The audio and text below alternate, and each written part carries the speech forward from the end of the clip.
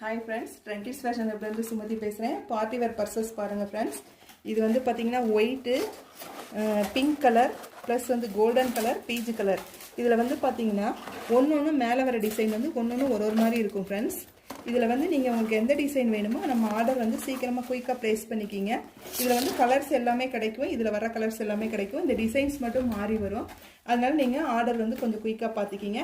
இது வந்து நம்ம பர்ஸாகவும் யூஸ் பண்ணிக்கலாம்.